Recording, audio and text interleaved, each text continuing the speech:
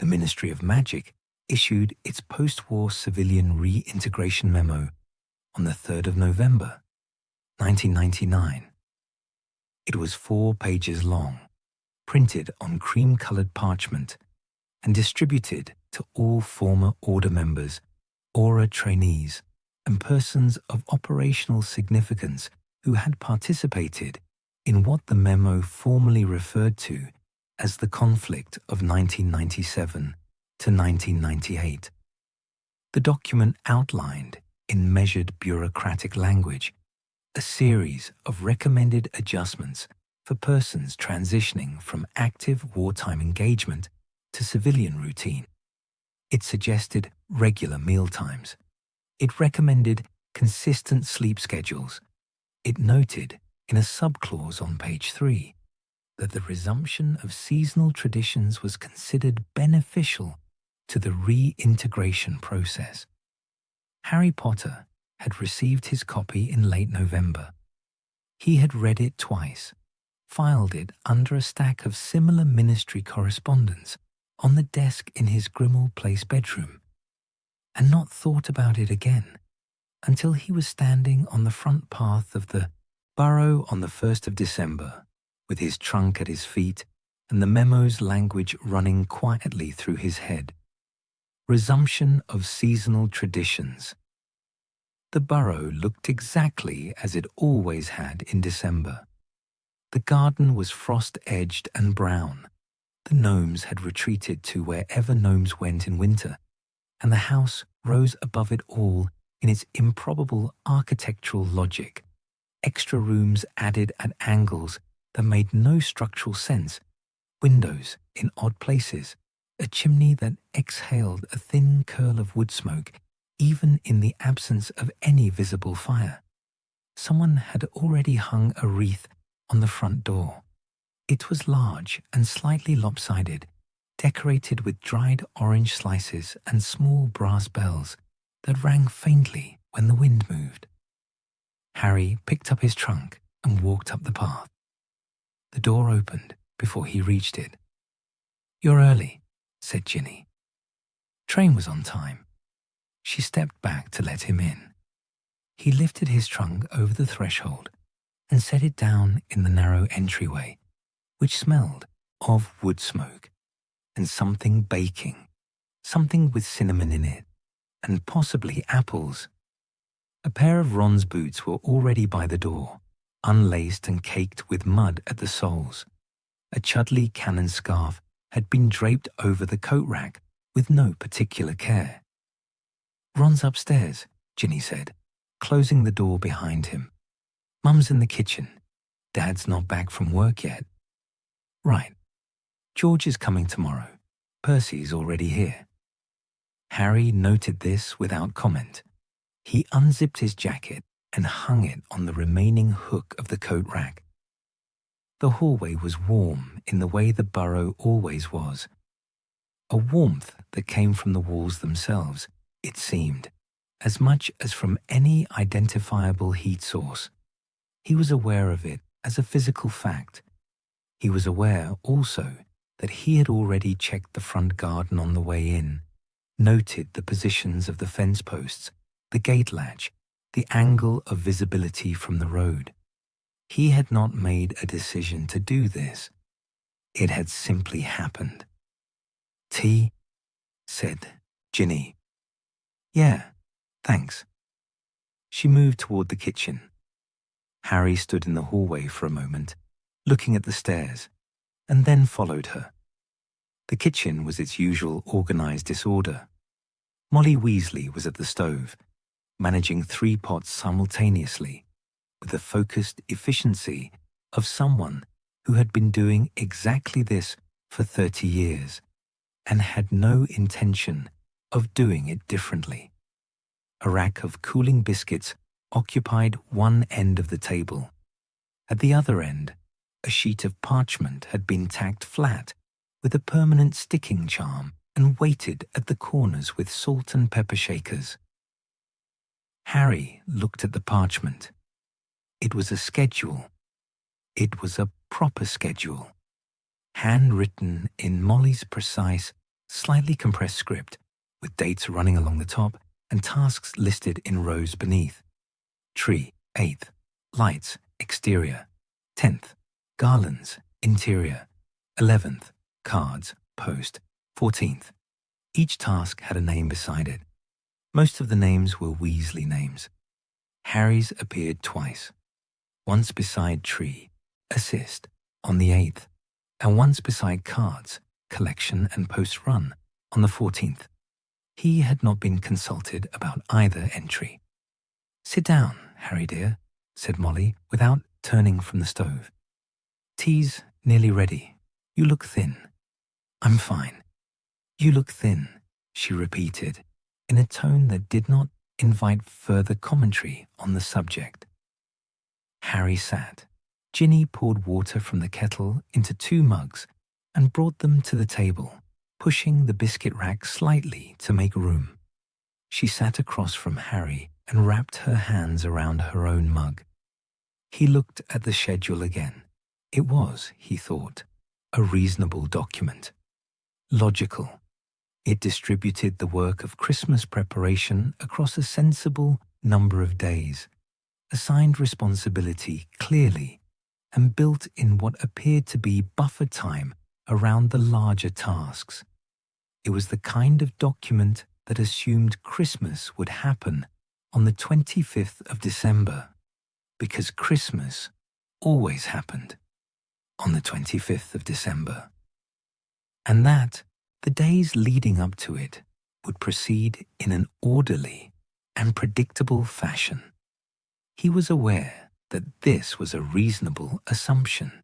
He was also aware that some part of him was waiting for it to be wrong.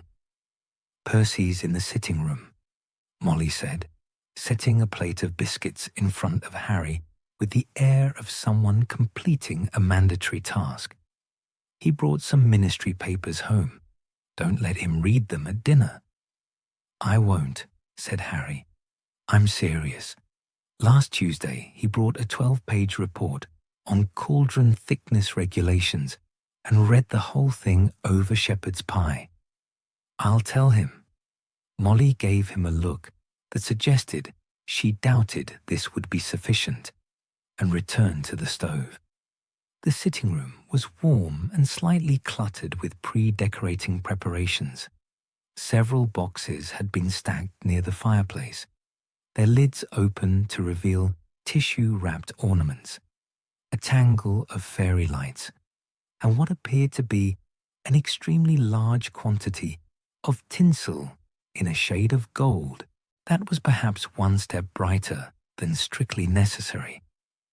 A second wreath, companion to the one on the front door, leaned against the wall awaiting installation. Percy was at the small desk in the corner, reading. The document in his hands was not 12 pages. Harry could tell from the thickness, but it was substantial. Percy held it with both hands and turned the pages with the deliberate care of someone who intended to retain every word. He was still in his ministry robes, though he had removed his outer coat and draped it over the back of the chair. His dragon-hide briefcase sat open at his feet. He looked up when Harry entered. "Harry," he said, "good journey." "Fine. Train was on time." "Good." Percy set the document face down on the desk, not hiding it, Harry noted, but marking his place with the same efficiency he applied to everything. "Mum's doing a full roast tonight. She started at 2. She told me to make sure you don't read that at dinner." Percy glanced at the document, then back at Harry. "It's the reintegration memo," he said, "the civilian one. I wanted to review the sub-clauses on institutional support frameworks." "There are sub-clauses on institutional support frameworks?" "Page 3. They're underdeveloped." Percy picked up his teacup from the corner of the desk and drank. "The recommendations are sensible in principle, but the implementation guidance is vague. It says resumption of seasonal traditions, without specifying what qualifies as a tradition or how recently suspended activities might be reinstated. Harry looked at him. Bureaucratically speaking, Percy added, "Right." There was a brief silence. Outside, the wind moved through the garden, and the brass bells on the front door wreath rang their faint, irregular note. "I received a copy," Harry said, "of the memo." Most people in our category did. Percy straightened the document on the desk. "Did you read it?" "Twice." Percy nodded, as though this was the correct number of times to read a 4-page ministry memo. "The sleep schedule recommendation is practical," he said. "The mealtime guidance is standard. The traditions section needs work." "Yeah. Still." He picked up the document again, not to read it, Harry thought, but simply to hold something. They made the effort. Harry stood in the sitting room doorway for a moment longer, looking at the stacked boxes, the open tinsel, the second wreath against the wall. Someone had placed a list on top of the nearest box, a smaller list than Molly's kitchen schedule, handwritten in different ink, titled Outdoor Lights, Sequence and Spacing. It had a diagram. He did not know which Weasley had written it. It could have been any of them. "I'll leave you to it," Harry said. Percy had already returned to his reading. Ron came downstairs at 5:30. At approximately the same time, Arthur Weasley arrived through the back door with his coat still on and a sheaf of papers under his arm. The kitchen absorbed both arrivals without particular disruption. Molly directed Arthur to hang his coat up before he did anything else, and directed Ron to set the table before he sat down. Harry helped with the table. It was a task he knew the parameters of. 6 places, silverware on both sides, glasses for water, the large serving spoon reserved for the roast left on the counter, rather than placed on the table because Molly preferred to bring it out herself. He had learned these details not through instruction but through repetition, across several years of December visits and irregular suppers, and he executed them without requiring clarification. This too was a kind of routine. He recognized it as such. Arthur set his papers on the windowsill, not on the table, which was Molly's standing rule about work documents, and sat down at the head of the table with the visible relief of a man who had been on his feet since 7 in the morning. He asked Harry about the train. Harry told him it had been on time. Arthur expressed genuine satisfaction at this, in the way he expressed genuine satisfaction at all evidence of Muggle infrastructure functioning correctly, and then asked Ron whether he had eaten the last of the digestive biscuits. Ron said he hadn't. Molly said she had eyes. The roast came out at 6. Harry sat at his usual place, third from the end, between Ron and the empty chair that would be George's tomorrow, and ate. The food was what it always was at the Burrow, substantial, competently prepared, made in larger quantities than was strictly necessary. Molly had done roast potatoes and carrots and something with leeks that Harry could not identify, but ate anyway. Percy did not read at dinner.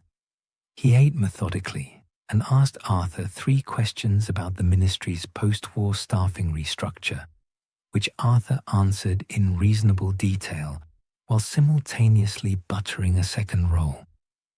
Ginny sat across from Harry.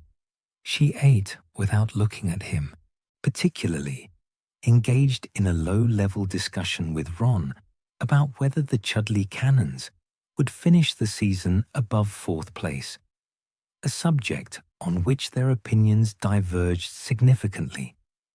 Harry ate and listened and noted without particularly intending to, the positions of the kitchen windows. Both latched. The back door had been closed and the deadbolt thrown when Arthur came in. The fire in the sitting room, visible through the open door, was burning at a normal and non-threatening level. He set his fork down for a moment and looked at his plate. The burrow was fine. The burrow had always been fine, or close enough to it. The war had touched it, touched all of them, in ways that were not entirely visible at a dinner table, in ways that would not appear on any ministry memo regardless of how many sub-clauses it contained. But the table was set. The roast was hot. Percy had not read his document at dinner. The brass bells on the front door were still ringing in the wind. Outside, faint and irregular, marking no particular time. Resumption of seasonal traditions. Harry picked up his fork. He ate the rest of his dinner. He did not check the windows again. After dinner, Molly produced a second schedule. It was smaller than the kitchen one. A single sheet of parchment, written in the same compressed script, and it concerned specifically the sleeping arrangements for the extended Christmas stay. Names had been assigned to rooms with the same unsentimental logic that governed everything else Molly organized. Harry had the room he always used when he stayed.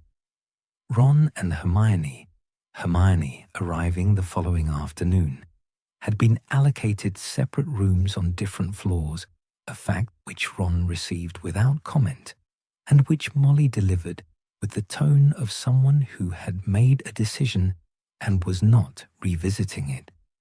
Percy had his old room. George would have Fred's old room, which was now George's when he visited, which had been a change made, quietly and without announcement, sometime in the past year. Harry looked at the schedule, noted his own name, and folded it in half. "What time is Hermione's train?" he asked Ron. 2:15. I'm going to pick her up." "Right. You can come if you want." "Yeah, maybe." He put the schedule in his jacket pocket. Not for any particular reason. It was simply a document with his name on it, and he kept documents with his name on them. It was the kind of habit that had been useful once and had not yet become useless. He stood in the kitchen doorway and looked at the schedule, still tacked to the table. Tree, 8th. Lights, exterior. 10th. Garlands, interior. 11th. The dates proceeded in a logical sequence. Each one assumed the next one.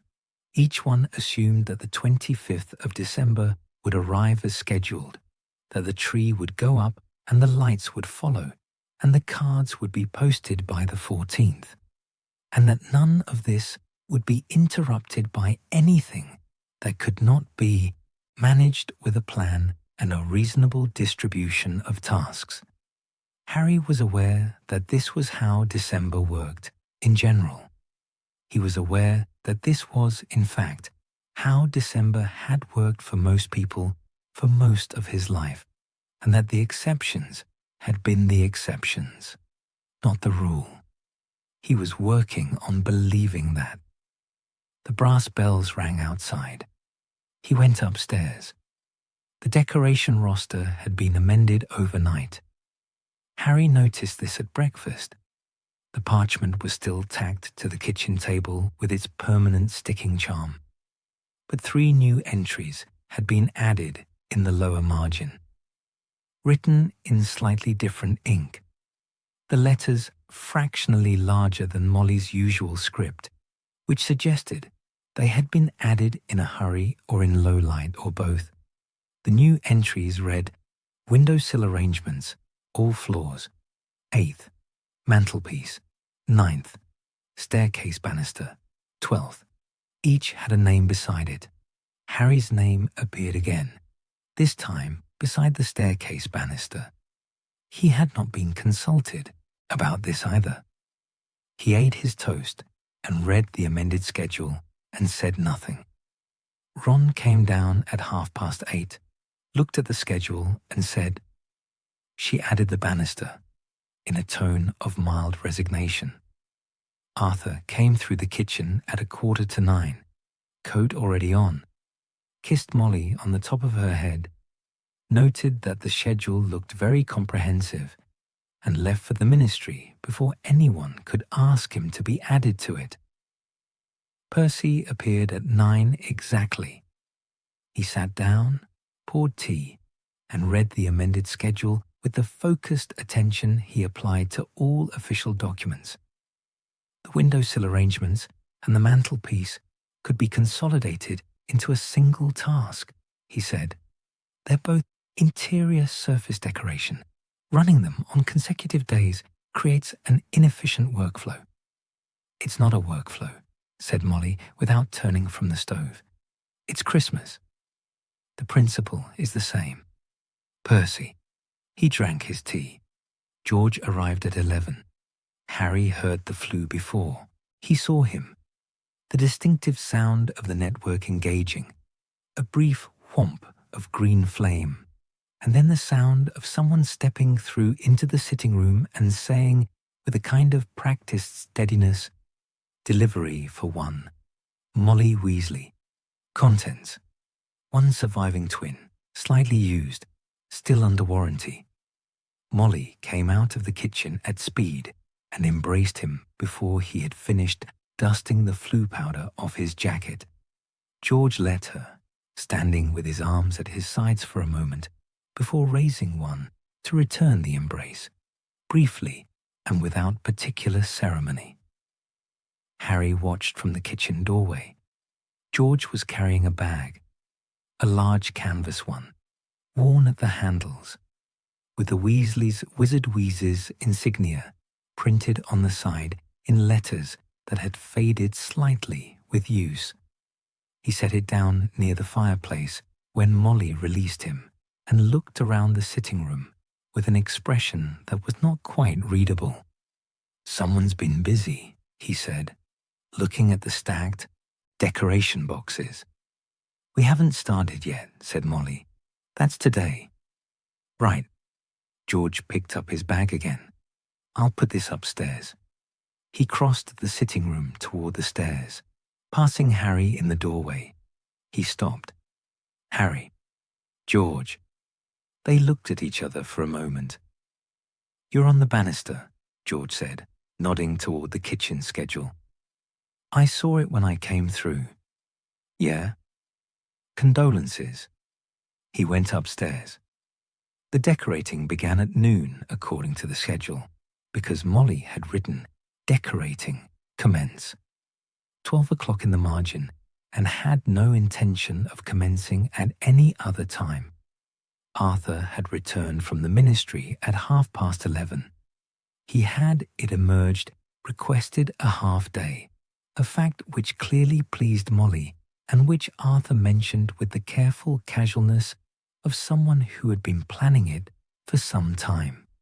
He changed out of his ministry robes and came downstairs in his weekend clothes, brown corduroy trousers, a jumper that had once been dark green and was now something closer to sage, and an expression of genuine anticipatory satisfaction.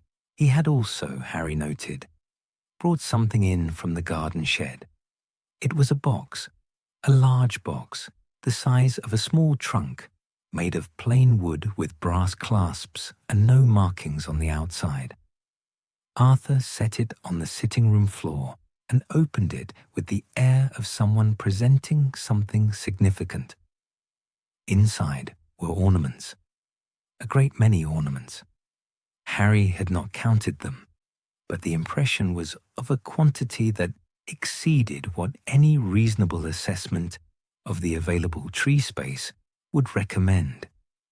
They were of varying types, glass spheres in traditional red and gold, a set of hand-painted wooden figures that appeared to depict assorted magical creatures in small winter hats, several brass items of indeterminate purpose, a string of enchanted icicles that glowed faintly blue even in the box, and what appeared to be a ceramic gnome wearing a Father Christmas hat and holding a small sign that read, "Merry Christmas, or else." "Where did these come from?" Ron said.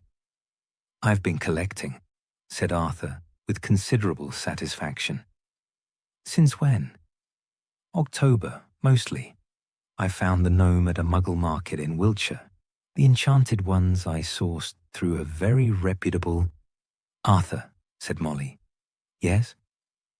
"How many did you buy?" Arthur considered the box. A responsible number. Molly looked at the box for a moment with the expression of a woman recalibrating her expectations, and then said, "Right. Percy, you're on lights. Ron, start on the exterior wreath hooks. Harry, you're with me on the tree stand. George," she paused. "George, you're on tinsel coordination." George, who had come back downstairs with his bag now absent, and his jacket exchanged for a worn Weasley's Wizard Wheezes sweatshirt, looked up from the sofa. "Tinsel coordination," he repeated. "Someone has to be in charge of it." "That's not a real job." "It absolutely is. There's gold and silver, and we have to decide which goes where before anyone starts hanging things. If we don't coordinate it first, we'll end up with 3 feet of gold on one side and nothing on the other, and then we'll have to redo it. Twice. It happened in 1994. George was quiet for a moment. Then he said, "I remember that." "Yes," said Molly. "So, tinsel coordination." George looked at the box of ornaments. He looked at the 2 rolls of tinsel that had been extracted from the storage boxes and placed on the coffee table. 1 gold, 1 silver, both extremely shiny. He stood up from the sofa and crossed to the table and picked up both rolls, 1 in each hand. "I'll need a system," he said. "I know," said Molly. The tree had been delivered that morning by a method Harry did not ask about, and which resulted in a 7-foot Norwegian spruce standing in the corner of the sitting room, smelling strongly of pine and dropping needles, at a rate that seemed ambitious even for a freshly cut tree. Harry and Molly dealt with the tree stand. It was an iron stand, heavy and slightly corroded at the base, which required the tree to be lifted and repositioned 3 times before it sat level. Molly directed the operations with the focused precision she brought to all physical tasks, calling out minor adjustments. "Left, no, back slightly. That's too far. Now hold it there." While Harry held the trunk and waited for instruction. It was the kind of work that required attention and minimal conversation, which suited Harry. When the tree was level, Molly cast a stabilizing charm on the base and stood back. "Good," she said. Harry looked at the tree. It was tall and asymmetrical and very green. The top branch bent slightly toward the wall, where it would need to be redirected when the star went on. Percy was right about the windowsills and the mantelpiece, Harry said. Molly looked at him. Just in terms of the workflow, you could do them both on the 9th and free up the 8th for Harry, she said, not unkindly. Yeah, I appreciate the thought. He nodded. She handed him a box of tree hooks and pointed at the lower branches. Percy, on the lights, was a study in methodical execution. He had, at some point before noon, produced a diagram. Harry caught a glimpse of it when Percy unfolded it on the coffee table briefly before the decorating commenced. A rough sketch of the burrow's exterior, with the roofline, door frame, and garden fence, each marked with dotted lines and handwritten notations indicating proposed light placement and estimated strand length required. The diagram also noted, in a small box in the lower right corner, the total projected light count and a brief note reading, "Check all bulbs before installation." Reference: Incident, 1996. Harry did not ask about the incident. From the way Molly briefly closed her eyes when she saw the notation, he gathered it had been significant. Percy tested each strand of fairy lights before taking them outside. This required a small piece of work with a diagnostic charm that he appeared to have researched specifically for this purpose, running each strand through it methodically and setting aside 2 strands that failed the assessment. He replaced the failed ones from a box of spares, re-ran the diagnostic, and then went outside with the approved strands and his diagram and got on with it. Ron assisted with the exterior hooks, which required a ladder and a mild balancing charm, and reported back at intervals.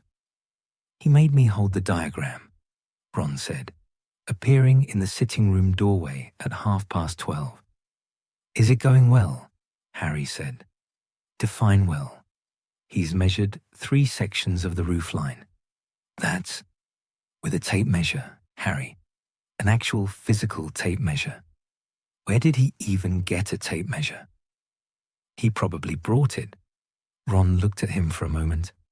"Yeah," he said. "He probably did." And he went back outside. George's tinsel system turned out to be more developed than the designation tinsel coordination had suggested.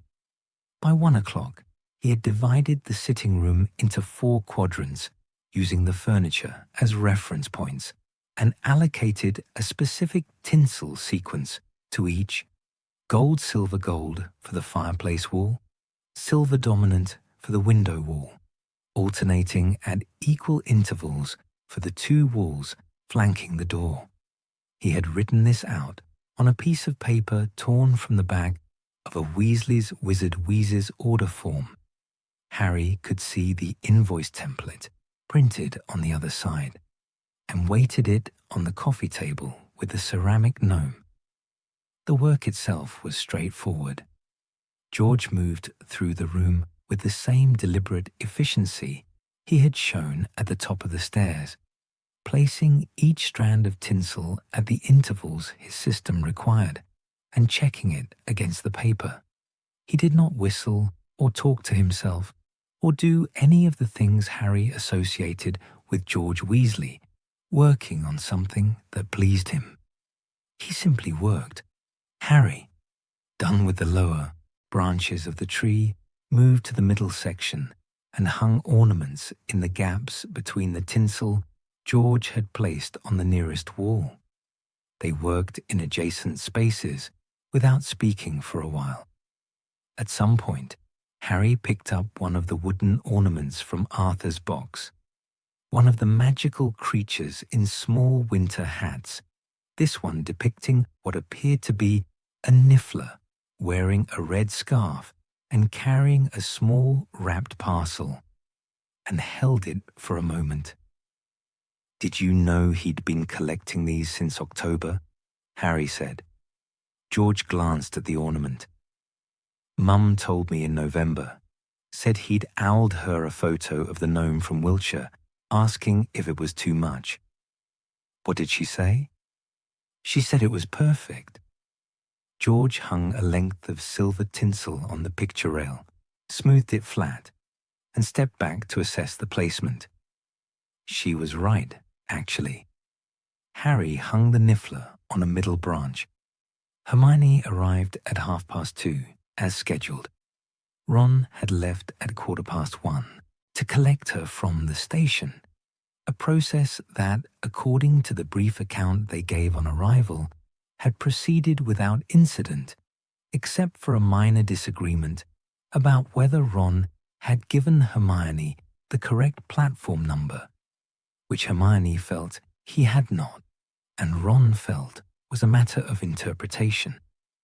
She came into the sitting room, set her bag down with the decisive efficiency of someone who had been traveling since morning and intended to stop, and looked at the decoration progress with an expression that moved quickly from assessment to approval.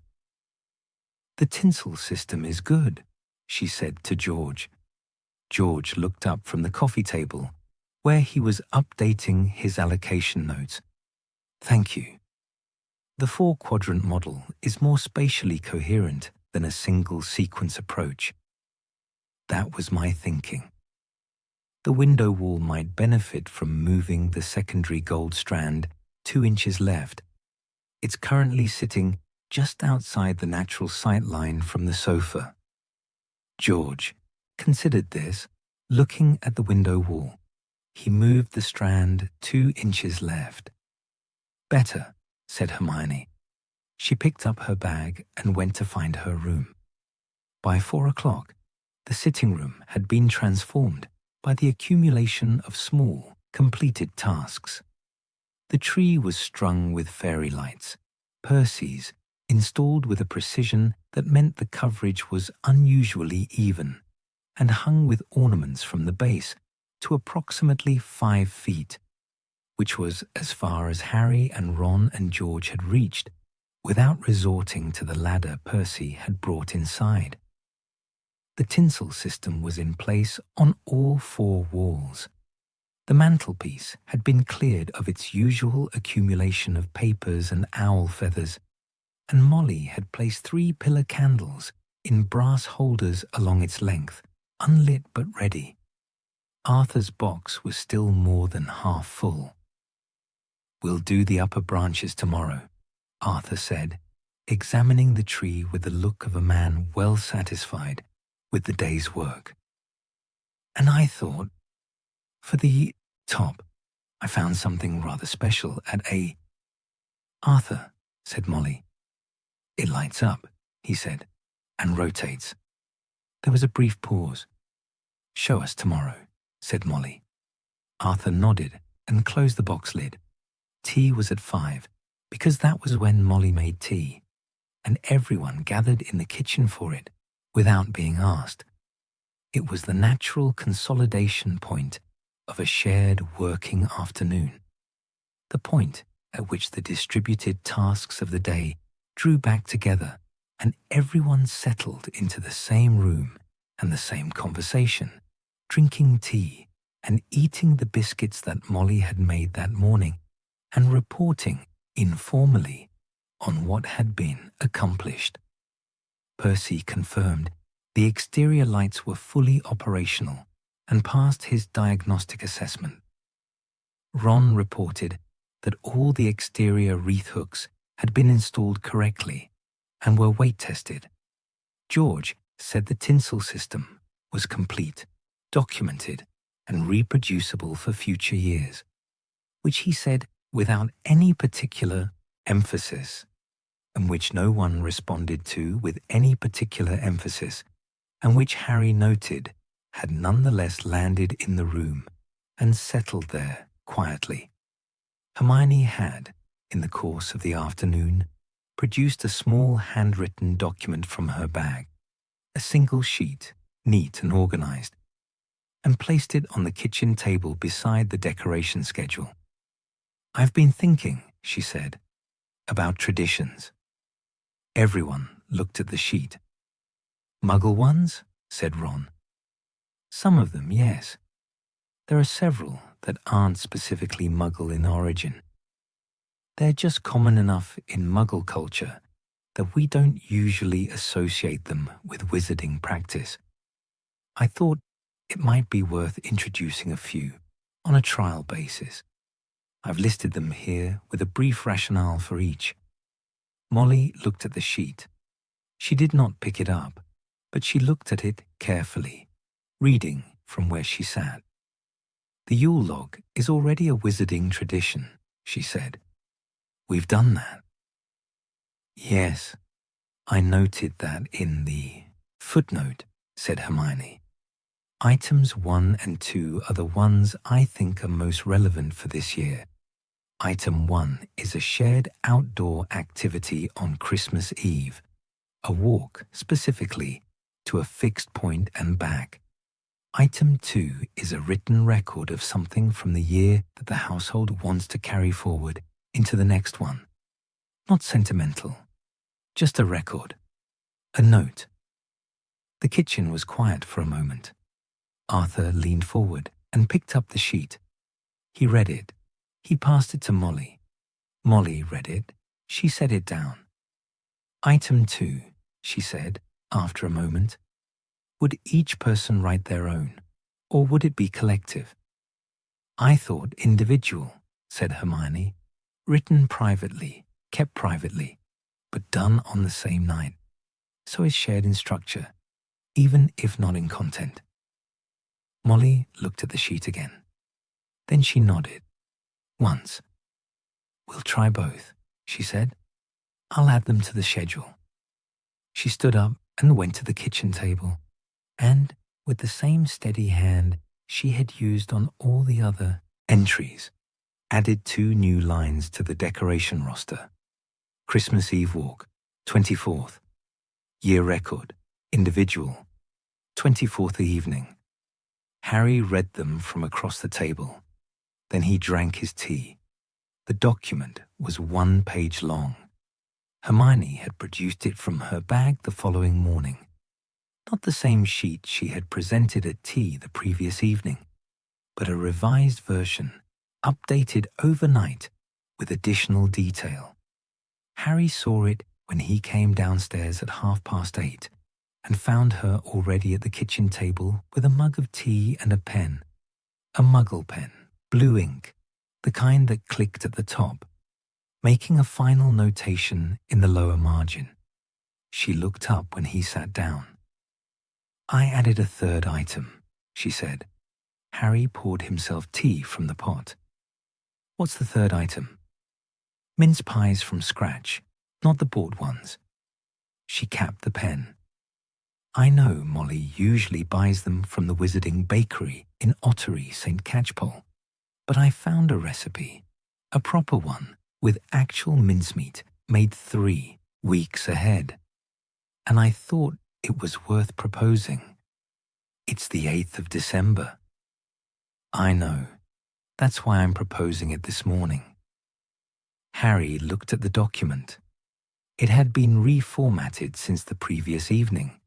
The items were now numbered and indented, each with a brief paragraph of rationale beneath it. The 3rd item, added in the margin in blue pen, had been given a small asterisk and a note reading, time sensitive, requires immediate preparation. She's going to push back on the mince pies, Harry said. Probably, said Hermione. But the rationale is sound. I've cited precedent. What precedent? The Ministry's post-war cultural exchange initiative, cross-cultural traditions with established civilian heritage. It's in the memo. Harry looked at her. Page 3, she said, subclause 4. Molly came downstairs at 9, as she always did, and found Hermione's document propped against the teapot where she would see it immediately. She picked it up, read it in its entirety, including the footnotes, which took slightly longer, and set it down with the careful neutrality of someone forming a considered position. The walk I've already added, she said. Yes, said Hermione. The year record, I understand. Arthur will like that. I thought he might. Molly looked at the 3rd item. She read it again. She set the document down. I've bought mince pies from Doris Fawcett's bakery for 22 years, she said. I know, said Hermione. I've noted that in the rationale. Item 3 isn't a replacement. It's an addition. The bought ones could still be served. These would be a secondary offering. Molly was quiet for a moment. With actual mincemeat, she said. Made from scratch. Sweat, dried fruit, spices, a small amount of brandy. It takes about 40 minutes to prepare, and then it needs 3 weeks in a sealed jar before it's ready. 3 weeks from today is the 28th. Yes, which is why I said time sensitive. If we start this morning, we'd have them for Boxing Day rather than Christmas itself, but that still falls within the seasonal window. Molly looked at the document one more time. Then she looked at Hermione with the expression she used when she had reached a decision, but intended to make it appear considered rather than immediate. "I'll need to check my spice inventory," she said. "I made a list," said Hermione, and produced a second sheet from the inside cover of the notebook on the table beside her. The spice inventory took 20 minutes and resulted in a shopping list that was added to Arthur's errand list for the afternoon, a consolidation that Percy, who happened to be present when this was decided, noted approvingly as an efficient use of an existing logistical resource. Ron, who had come downstairs midway through the inventory process, stood in the kitchen doorway eating toast and watching the proceedings with the expression of someone who had lived with Hermione long enough to recognize the shape of a successful amendment in progress. "She's getting the mince pies," he said to Harry quietly. "She cited the ministry memo," Harry said. Ron considered this. "That's new. Page 3, subclause 4. She read the subclauses. She annotated them." Ron ate his toast. The tree topper arrived at 10 o'clock. Arthur produced it from a bag he had carried in from the garden shed with the careful handling of someone transporting something fragile and significant. He set it on the kitchen table and removed the wrapping, 3 layers of tissue paper, secured with a Muggle rubber band, to reveal a star. It was a large star, larger than strictly proportional for a 7-foot tree, but not so large as to be structurally problematic. It was made of what appeared to be beaten copper, with a surface that had been worked into a repeating geometric pattern, and at its center was a small mechanism of interlocking brass rings that Arthur confirmed by pressing a small tab on the back would cause the star to rotate slowly when activated. It also, when activated, produced a faint musical note, a single sustained tone, somewhere between a bell and a hum, that lasted for approximately 3 seconds before fading. The kitchen was quiet after the note faded. "Where did you find this?" Molly said. "A market in Glastonbury," Arthur said. "It's Muggle-made, but the mechanism is extraordinarily... The tolerances on the brass rings alone, Molly. If you look at the..." "Arthur, it was made in 1953 by a retired clockmaker. The woman selling it said he made 3. This is the only one she knew the location of."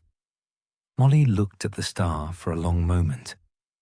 She reached out and pressed the tab on the back. The star rotated slowly, and the single tone filled the kitchen for 3 seconds and faded. She did not say anything. Arthur looked at her. "It needs to go on today," she said finally. "If Percy's going to finish the upper branches this afternoon, the star needs to be there first, or we'll have to redo the top section." "I know," said Arthur. He rewrapped it carefully in the tissue paper and carried it through to the sitting room. The upper branches took the better part of the afternoon. Percy had produced an updated version of his exterior lights diagram, adapted with minimal adjustment into an interior tree diagram, and was working from it with the same methodical attention he had applied the previous day. The ladder had been positioned at a precise distance from the trunk its angle assessed by Percy with a brief inclinometer charm before he would consent to climb it, and Arthur stood at the base holding it steady and passing ornaments up on request. George was on the sofa with a tinsel allocation sheet and a cup of tea, offering occasional advisory input that Percy mostly did not acknowledge and occasionally, very occasionally, incorporated without comment. Harry was wrapping the mincemeat. This had become his task by a logic he could not entirely reconstruct. Hermione had been managing the mincemeat preparation since mid-morning, working from a recipe she had sourced from a Muggle cookbook she had brought with her, a battered paperback with a cracked spine and a fruitcake on the cover, and had reached the stage where the mixed ingredients needed to be transferred to jars and sealed. There were 4 jars. Harry had been handed a roll of wax paper and a length of kitchen twine and told to cover each lid and tie it off. He did this at the kitchen table while Hermione stood at the counter and worked through the remaining steps of the recipe with the focused application she brought to all procedural tasks. The kitchen smelled of cinnamon and orange peel and brandy. It was not an unpleasant combination. "Turn the twine twice before you knot it," Hermione said, without looking up from the recipe. "It holds better." Harry turned the twine twice and knotted it. "Like this?" She looked over. "Yes, good." He did the second jar, then the third. He was on the 4th when Ron appeared in the kitchen doorway, looked at what was happening and said, "Is that the mince pies thing?" "Mincemeat," said Hermione. "The pies come later, much later." "How much later?" "Boxing Day." Ron processed this. "So we're making Christmas food that we can't eat until after Christmas." "We're establishing a tradition," Hermione said. "The timeline is part of the process." Ron looked at the 4 sealed jars, now lined up on the counter with their wax paper lids. He looked at Harry. Harry shrugged. "It smells good," Ron said after a moment. "It will taste better," said Hermione.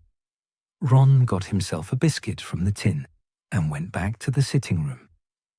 The formal negotiation took place at lunch. It was not announced as a negotiation. Lunch at the Burrow was not the kind of occasion that announced itself formally. It was simply the meal that appeared at 1 o'clock because Molly had prepared it, and everyone came to the table because they were hungry, and it was there. But the timing meant that Arthur had returned from his errands with the supplementary spices, and Molly had reviewed them and confirmed they were correct, and Hermione's document was still on the kitchen table where Molly had set it that morning, and so the subject returned. It was Arthur who raised it, which Harry suspected was not entirely accidental. "I read the proposal," Arthur said, passing the bread. "The cultural exchange rationale is interesting.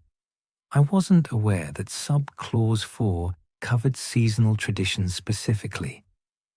"It's fairly broadly worded," said Hermione, "but the intent is clear when you read it alongside the implementation guidance on page 2. "I thought the implementation guidance was vague," said Percy. "It is, but vague in a way that permits rather than restricts. A permissive ambiguity is different from a restrictive one." Percy considered this. "That's a reasonable interpretation. Thank you." Molly had been listening to this exchange with the careful attention she paid to conversations that concerned decisions she had already made but not yet announced. She finished her soup and set her spoon down. "The walk is confirmed," she said. "Christmas Eve, after lunch, before it gets dark. We'll go to the hill, the one past Stoatshead, and back. It takes about 40 minutes. The table received this. The year record I've thought about, she continued. I think the format should be a card. Small card, written by each person, kept by each person. We'll sit by the fire to write them, after the walk. That's better than what I had, Hermione said. The card format is more. It was your idea, said Molly. I've just adapted the format. Hermione nodded. The mince pies, said Molly, and paused. Harry looked at his soup. The mince pies are a practical question, she said. If we're making them for Boxing Day, I need to adjust what I've ordered from Doris, Fawcett. I won't cancel the order. She'll have started on ours already. But I can reduce the quantity. By how much? Said Hermione. Half. She does 2 dozen for us. 1 dozen from Doris, 1 dozen from this recipe. We serve both. Hermione picked up her pen from the table and made a notation on the document. Amendment accepted, she said. Molly gave her a look that was not entirely without warmth. Don't write that down, she said. I've already written it down. Hermione. It's a record, Hermione said. For continuity, in case we do this again next year. The table was quiet for a moment. Then Arthur, in the tone of a man who had watched ministry negotiations for 20 years and recognized a successful one when he saw it, said, Well, both kinds of mince pies sounds very good to me. In the sitting room, at 3:30, the star went up. Percy had completed the upper branches. Ornaments placed at intervals his diagram confirmed were geometrically consistent, and had climbed down from the ladder and stood back to assess the result. Arthur, who had been handing ornaments up for the better part of 2 hours, stretched his back and looked at the tree with satisfaction. The tree stood, fully decorated from base to approximately 6.5 feet, with a gap at the top where the final branch bent slightly toward the wall. Percy's fairy lights covered the full height with even distribution. George's tinsel ran along the walls at the correct allocations. Arthur's ornaments occupied the branches in what was, Harry had to admit, a more coherent arrangement than he would have expected from the size and variety of the original collection. Arthur carried the star in from the kitchen. He unwrapped it on the coffee table, set it in Percy's hands, because Percy was the one on the ladder, and Percy climbed back up and fitted it to the top branch with a securing charm and a minor directional adjustment to account for the branch's natural lean. He climbed down. Arthur pressed the tab. The star rotated, slowly, with the precise and even movement of a mechanism made by someone who understood tolerances. It turned in a full circle, and the note came. The single sustained tone, not quite bell and not quite hum, and moved through the sitting room for 3 seconds and faded. No one said anything for a moment. Then George said, from the sofa, "Where did you get that?" "Glastonbury," said Arthur. "It's good, Dad." Arthur looked at the star. "Yes," he said. "I thought so." The spices arrived with Arthur's shopping at 4 o'clock, and Hermione checked them against her list with the systematic attention she brought to all inventories and confirmed they were correct. Molly put them in the spice cupboard in the order Hermione recommended, which happened to be alphabetical, a system Molly had never used for spices, but which, she acknowledged, had a certain practical logic. Harry watched this from the kitchen doorway and then went back to the sitting room. The schedule on the kitchen table now had 2 additional entries in Hermione's handwriting, added with Molly's permission in the gap below the last of Molly's own items, and a small notation at the top that read, in Hermione's precise print. Amended, December 8th, 1999. Items 1 to 3 approved.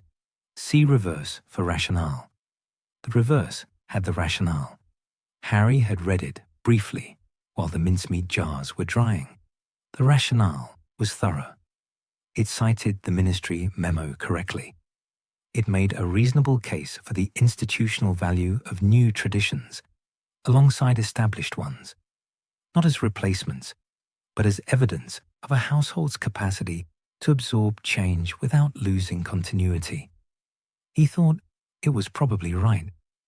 He sat on the sofa and looked at the decorated tree and the rotating star, still moving slowly, making its silent circuit of the room, and thought about the word continuity, what it required, what it assumed.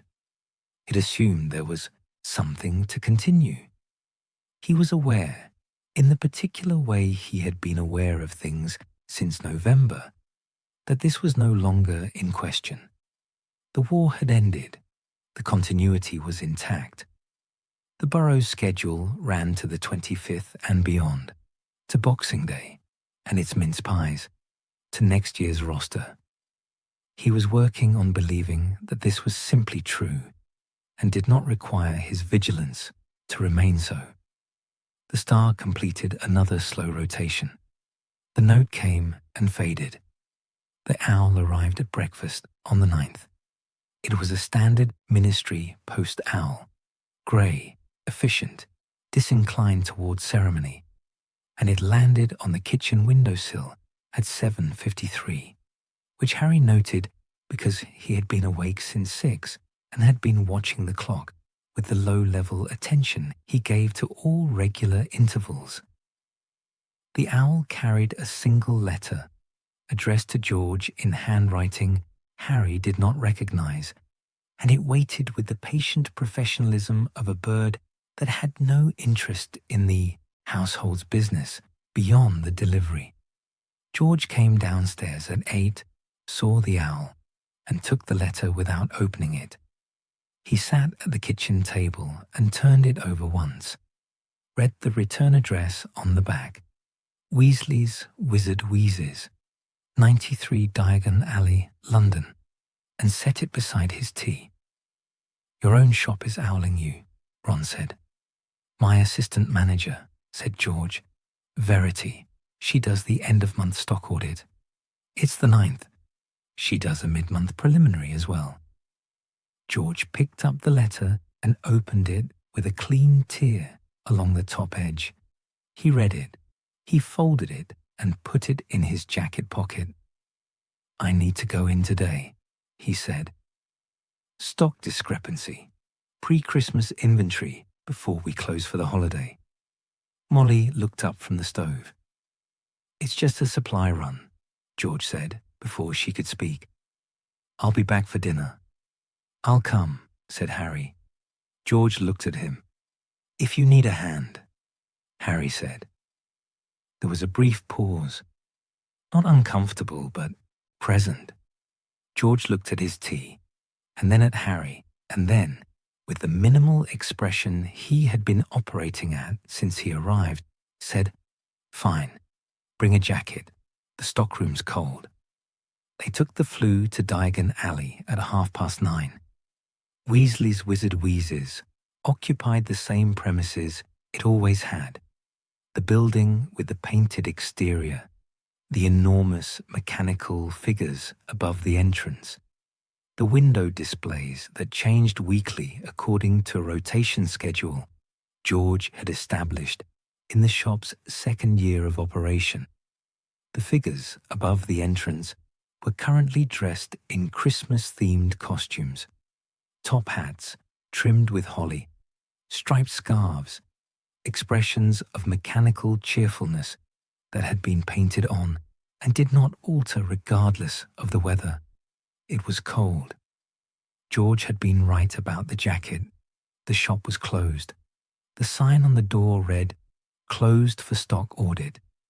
Back 11th in George's handwriting.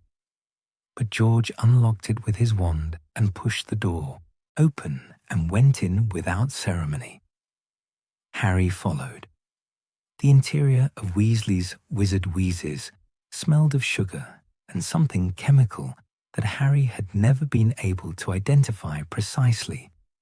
Something between burnt toffee and a mild potions classroom. The shelves were stocked at full Christmas capacity, boxed gift sets in bright packaging, limited edition seasonal products in the window display cases, a tower of skiving snack boxes near the counter with a handwritten sign reading, "Last Chance." Christmas Exam Revision. Special. Behind the counter, a young woman with neat dark hair was working through a clipboard with the focused attention of someone deep into a complex count. This was Verity, Harry gathered. She looked up when they came in. "George, good journey." "Fine. What's the discrepancy?" "Patented daydream charms. We had 48 in the pre-December count. Sold 23 per the till record, but the shelf count this morning shows 19. Should be 25. 6 short. Unless the till record is off, which I've checked twice and it isn't." George moved behind the counter and took the clipboard. He read the relevant section, turned to the next page, read that too. "Did you check the back stockroom?" "First place I looked. Nothing in the daydream section." "What about the overflow shelf? Top left, behind the decoy detonators." Verity paused. "I didn't check behind the detonators." George handed the clipboard back and went through the door at the back of the shop. Harry, having nothing else to do, followed. The stockroom was, as advertised, cold. It was a long rectangular space with metal shelving units running along both walls, each labeled in a system that Harry could see had been developed over time. Some labels in Fred's handwriting, some in George's, some in what was presumably Verity's, and a few in a fourth hand Harry didn't recognize. The labels were not consistent in format, but were consistent in function. Product name, SKU code, where applicable, reorder threshold, marked in red. The overflow shelf was at the far end, top left. George went directly to it and looked behind the decoy detonators, which were stacked in flat boxes 3 deep. 6 patented daydream charm boxes were there, pushed to the back, partly obscured by the detonator packaging. "There," George said. He pulled them out and set them on the nearest shelf. He looked at them for a moment. They were the standard packaging, orange and yellow, with the product illustration on the front. The Weasley's Wizard Wheezes logo at the top in the font Fred had chosen in the summer of 1996, after 3 weeks of deliberation about kerning. Then he picked them up and carried them back to the front. Harry stayed in the stockroom doorway and looked at the shelves. The labeling system was thorough. Every product had a location, a threshold, a reorder note. The system had been built to run without constant oversight, to tell whoever was working in the shop what was needed and when, without requiring the person who had designed it to be present. It was a good system. It was the kind of system built by someone who intended to step away from it and needed it to function in their absence. Harry was not sure whether George had built it that way intentionally or whether it had simply become that way. He did not ask. He went back to the front of the shop. The inventory took 3 hours. George worked from Verity's clipboard, checking counts against the till records and the pre-December audit numbers, and Harry worked alongside him, counting, calling out numbers, moving stock from the overflow shelves to the primary locations when the floor inventory ran low. It was methodical work, It had a clear structure: product, count, record, verify, move to next. Verity handled the paperwork end, updating the master ledger, flagging items that needed reordering before the January reopening, noting the daydream charm resolution in the discrepancy log with a brief factual entry. 6 units located behind decoy detonators, overflow shelf, stockroom, relabeled and relocated. Count confirmed. George read the entry, confirmed it was accurate, and initialed the margin. At one point, Harry was counting the remaining stock of skiving snack boxes, stacked in the back of the low shelf under the till, 12 to a box, slightly difficult to access, and found, at the very back, a single box that was different from the others. It was the same product, the same packaging, but this box had something written on it in black marker on the underside, a date and 2 letters. The date was in the summer of 1996. The letters were F.W. Harry. Looked at it for a moment. He put it back where he had found it, in the same position, with the writing facing down. He counted the remaining snack boxes and called the number to Verity without comment. At noon, Verity made tea on the small stove in the office behind the stockroom and brought it out in mugs without being asked. George took his and sat on the edge of the counter and drank it. Harry sat on a stool near the window display. Outside, Diagon Alley was in its pre-Christmas state. Busy but not chaotic, the shops lit against the grey December sky, the pavement busy with shoppers carrying parcels and bags. A child in a red coat was standing outside Flourish, and Blotz, pressing her nose against the glass. 2 auras, Harry half recognized, were moving along the far side of the street, their pace unhurried. The shop did well this year, George said. He was not talking to Harry specifically. It was the tone of someone stating a fact aloud for the purpose of having it stated. Best autumn quarter since we opened. That's good, Harry said. Verity's done most of the operational side. I come in when there's something I need to handle directly. He looked at the clipboard, which he had set on the counter beside him. The stock system mostly runs itself. Fred built the original version, and I updated it in the spring. He paused. It's better than the original, more efficient. Harry nodded. He would have changed about half of what I changed, George said, and kept the rest. We'd have argued about which half. Harry looked at his tea. The daydream charms thing, George said. That was a shelving error. Whoever did the last overflow restock put them in the wrong section. Verity thinks it was the Saturday temperature. Happens about once a month. Easy fix. Always is. That's why we have the system. Harry looked around the shop. The shelves, the labels, the neat sections, the ledger open on the counter, the Christmas packaging on the products near the window, the sign in Fred's old font. Does it? He stopped. George looked at him. Does it help? Harry said. Having the system, having something that runs the way it's supposed to. George was quiet for a moment. He turned the mug in his hands. Yes, he said. Not in a way that fixes anything. But yes. Harry nodded. They drank their tea. The restock took another 40 minutes. The items flagged for reordering before January reopening were noted in a separate section of the ledger. 14 products in total, with estimated quantities and the relevant supplier contacts beside each.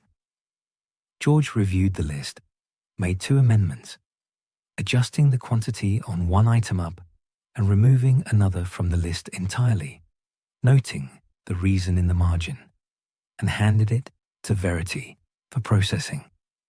Verity filed it with the efficiency of someone for whom this was a routine task in a system she knew thoroughly. She updated the discrepancy log, initialed the amended reorder sheet, and filed both in the correct sections of the office cabinet. "Anything else before the closure?" she said. George looked around the shop. He walked the length of it once, slowly, checking the shelves the way someone checks a room before leaving it, not searching for anything specific, but making sure the state of things was as it should be. He stopped at the window display, looked at the seasonal arrangement, the gift sets, the Christmas edition products, the small enchanted snowflakes that drifted in a perpetual, slow circuit above the display cases, and made one minor adjustment to a box that had shifted slightly out of alignment. "No," he said, "that's everything." "I'll be in on the 11th to complete the report," Verity said. "You don't need to come in." "I know. The system will hold till January." George looked at her. "I know, Verity." She nodded and went back to the office. Harry put on his jacket and waited near the door while George did a final check of the till, confirming it was zeroed out, the cash drawer correctly balanced, the day's minimal transactions recorded. He locked the cash drawer. He straightened the clipboard on the counter.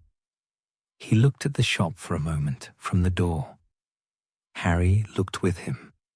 The shop was orderly. The stock was counted. The discrepancy was resolved and logged and filed. The reorder list was in process. The system knew what it needed. George locked the door behind them. They ate lunch at a small place near the end of Diagon Alley, a narrow shop that did soup and sandwiches, staffed by a single witch of indeterminate age who brought food without being asked what they wanted and turned out, on inspection, to have made the correct assessment both times. It was warm inside and smelled of bread and the particular industrial-strength cleaning charm used by shops that had been in continuous operation for several decades. Harry ate his soup.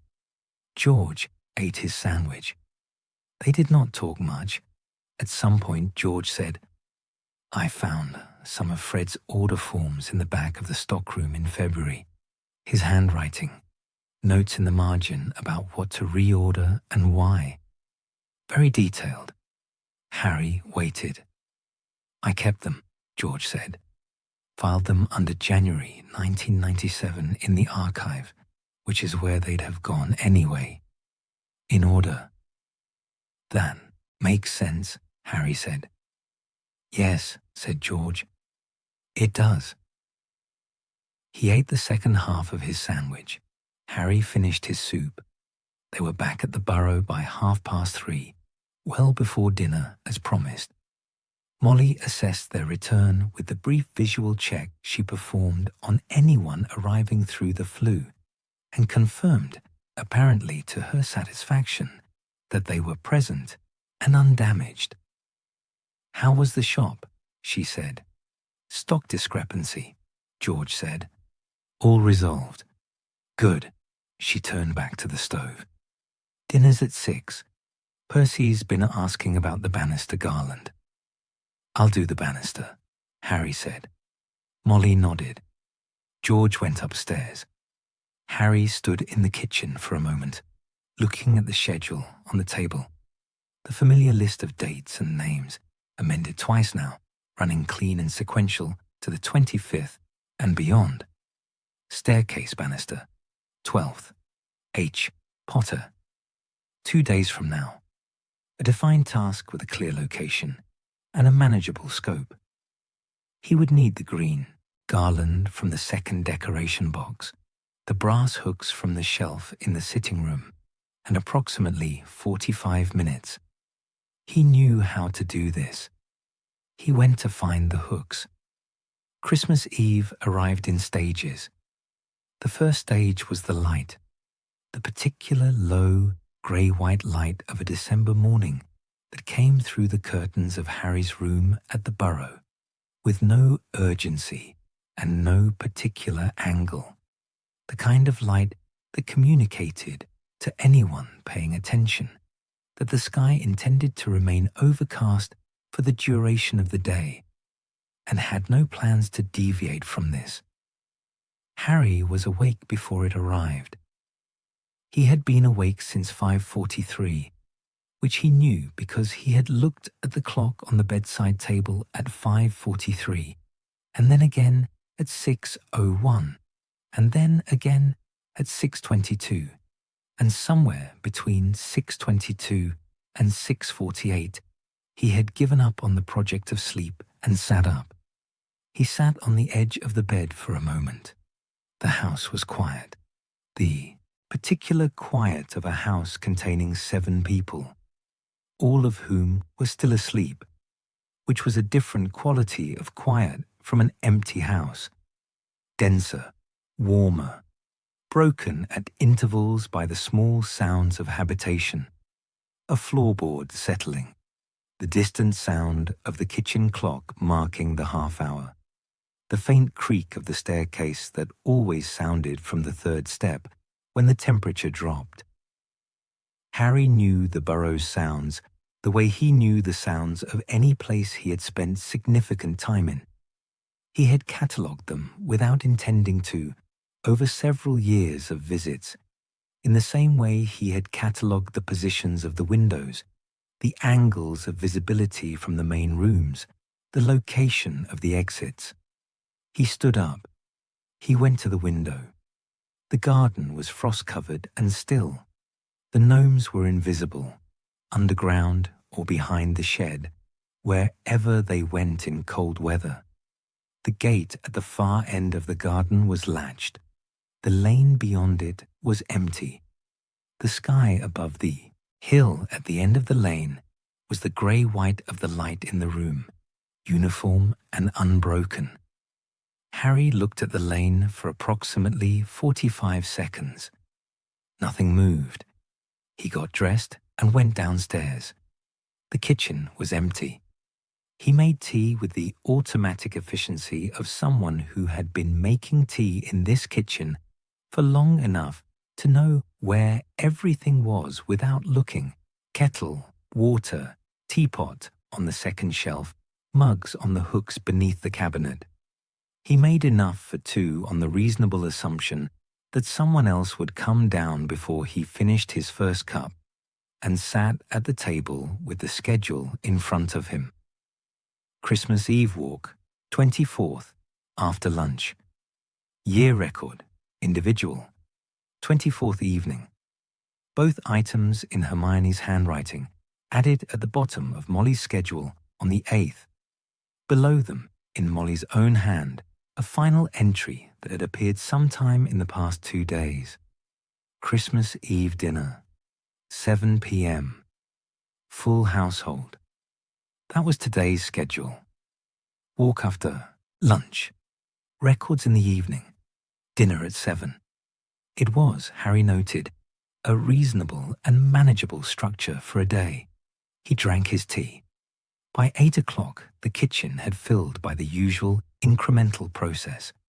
Ron came down at 7:40 and ate toast standing up. Hermione came down at 7:55 and sat across from Harry with a notebook open beside her tea, writing something in the small, dense script she used for working notes. Arthur appeared briefly at 8, coat already on, and then apparently remembered it was Christmas Eve and took the coat back off again, which caused a brief domestic exchange with Molly that resolved in his favour. Percy came down at 8, exactly as always, and sat at the table with the quiet purposefulness of someone who had already planned the day. George came down last at 8:30 and stood at the counter, making tea with his back to the room. The kitchen ran through its morning routines. Molly produced eggs and toast in quantities, calibrated to the number of people present. Arthur read the prophet with the relaxed attention of a man who was not expected anywhere. Percy reviewed what appeared to be a hand-drafted schedule for the day, separate from Molly's, more detailed, and folded it into his jacket pocket with the small satisfaction of someone who had prepared adequately. Harry ate his eggs and watched the window. The lane was still empty. He moved his attention to his plate. The morning passed in the loose, unscheduled way of a Christmas Eve before the afternoon's planned activities. Ron and George played Exploding Snap at the kitchen table for an hour, with the low-key competitive investment of people who had been playing it against each other for 20 years. Hermione sat near the fire in the sitting room and read an actual novel, not a reference text, which Harry noted as evidence that she had decided to treat the day as a holiday rather than a project. Arthur disappeared into his shed at 9:30 and came back at 11 with a look of mild satisfaction that he declined to explain in detail. Percy wrote 4 letters at the sitting room desk, sealed them, and stacked them for posting. Harry did the banister garland. He had planned to do it on the 12th, as the schedule indicated, but the 12th had been the day after the shop inventory, and he had come back late and been tired in a way that was not physical tiredness exactly, and the garland had waited. He had noted this deviation from the schedule without particular concern. It was, he had decided, within an acceptable margin, and done it on the morning of the 15th instead. He stood now at the base of the stairs and looked at the result. The garland ran the full length of the banister from the ground floor to the first floor landing, fixed at intervals with the brass hooks from the shelf in the sitting room, dressed with small pine cones and 2 short lengths of red ribbon that Molly had left in the decoration box specifically for this purpose. It was even. It was secure. The hooks were correctly spaced. It looked like a Christmas banister. It looked the way it was supposed to look. Harry went back to the kitchen. Lunch was soup and bread at 12:30, and afterwards the household assembled in the sitting room in the slightly effortful way of a group of people preparing for a collective outdoor activity that not everyone was equally enthusiastic about. Molly distributed scarves from the coat rack with the focused efficiency of a quartermistress, ensuring her unit was properly equipped. Arthur had his own scarf, a long dark blue one he had owned, Harry estimated, for at least 15 years, and put it on without being told. Percy wore his correctly, folded over and tucked. Ron wore his like a length of rope around his neck, which Hermione adjusted without comment. George took his scarf and put it in his jacket pocket. Molly looked at this and decided not to address it. They went out through the back door in a rough sequence. Arthur and Molly first, then Percy, then Ron and Hermione, then George, and Harry last. He pulled the door closed behind him and checked automatically that it latched. It latched. He followed the others down the garden path. The walk to the hill past Stoatshead took 40 minutes in each direction as the schedule had noted, along a footpath that ran between 2 fields, and then climbed the low hill at a gradient shallow enough to be managed without difficulty. The path was hard with frost. The sky remained the uniform grey-white of the morning. There was no wind. They walked mostly in pairs or small clusters, conversation running at the natural low volume of outdoor movement, Ron and Hermione ahead, talking about something Harry couldn't hear. Arthur and Molly at the back, also talking, also inaudible. Percy in the middle, walking alone but apparently content to do so. Harry walked beside George. They covered the first half of the path in silence. Not an uncomfortable silence, simply the silence of two people who had spent several hours in a cold stockroom together and had established, by that experience, that conversation was optional. At the point where the path began to climb, George said, without preamble, "Do you actually enjoy this sort of thing? Walks?" "I don't know," Harry said. "I haven't done many for their own sake." "What does that mean?"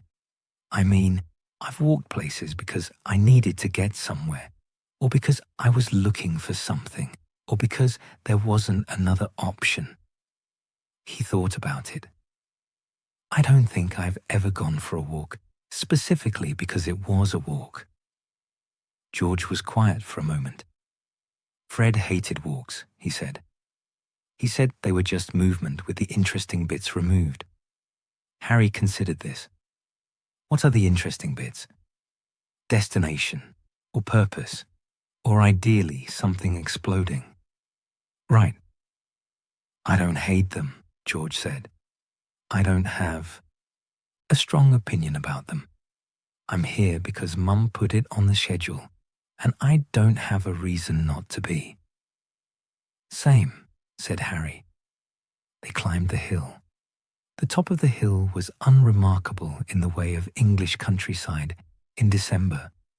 A flattened crest, a view of fields running to a distant tree line, the rooftops of Ottery St. Catchpole visible to the south, the sky meeting the horizon at a clean, uninterrupted line. The group spread out slightly on the crest, moving at the instinctive human impulse to find the best angle on a view. Arthur and Molly stood together, looking south. Ron and Hermione were pointing at something on the horizon, the tree line, possibly, and discussing it. Percy stood slightly apart and looked at the sky with the expression of a man who had not expected to find this satisfying and was quietly revising his position. Harry stood near the northern edge of the crest and looked back the way they had come. The path ran down the hill, straight and clear in, the frost back toward the lane and the burrow beyond it. From here the burrow was partially visible. The upper stories above the hedge line, the chimney with its curl of smoke. He could see the gate. He could see the lane for a quarter mile in each direction. Nothing moving in the lane. Nothing on the path behind them. He stood there for another 30 seconds, doing the thing that he did not decide to do, cataloguing positions, noting sight lines, establishing the geometry of the space. "There's nothing coming, Harry." He turned. Ginny was standing 3 feet away from him, her scarf done up properly, her hands in her coat pockets. She was not looking at the view. She was looking at him. He had not heard her approach. He had been looking at the lane. "I know," he said. "You're doing the sweep," she said. It was not an accusation. It was a description, flat and precise, of the thing he had been doing. "I know," he said again. She came to stand beside him and looked down the path at the visible section of lane. "Empty," she said. "Yes." "Gates latched." "Yes." "Chimney's fine." "I know." She did not say anything else for a moment. They stood side by side looking at the lane and the burrow and the empty path. "When did it start?" she said. "I don't know exactly. Sometime it was useful for a long time. You check because you need to check. And then at some point it stopped being about need and just became," he paused, "routine. A routine with no function." He looked at her. That was precisely what it was.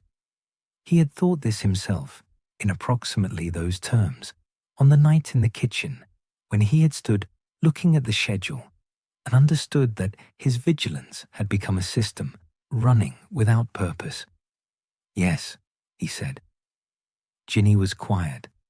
She was not looking at him. She was looking at the lane. "The thing about a routine with no function," she said after a moment, "is that stopping it isn't about deciding it's unnecessary. You already know it's unnecessary. It's about finding what goes in its place." Harry looked at the lane. "What goes in its place?" he said. "I don't know," said Ginny. "Something else. Something that's for now, not for then." She glanced at him briefly. "I think that's what this week is supposed to be for, trying things out." He stood with that for a moment. Behind them, the rest of the group was beginning to consolidate. Arthur saying something about the light, Molly confirming the schedule, the natural gathering of a group that had reached its destination and was preparing to turn back. Harry looked at the burrow. The chimney was fine. The gate was latched. The lane was empty.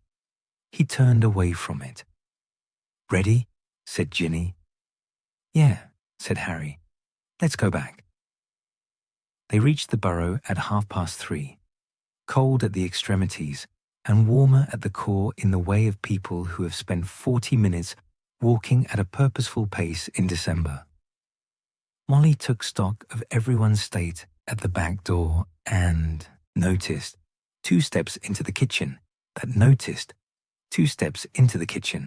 that he had not checked it. He stopped walking for a moment. Ron walked into him from behind. "Sorry," Harry said. "What happened?" "Nothing. I stopped. I noticed that." He went into the kitchen. Tea was at 4, which gave the household enough time to warm up before the evening's activities began. Molly produced the tea with her usual calibrated efficiency and set a plate of biscuits on the table beside the mince pies Doris Fawcett's 1 dozen delivered that morning, and the kitchen filled with the sounds of a family coming in from cold. At 5:30, Molly produced the cards. They were small cards, plain white, the size of a playing card, with a narrow ruled line in the center. She had bought a pack of them from the Muggle shop in the village, which Harry noted was a detail consistent with Hermione's influence on the household's procedural thinking.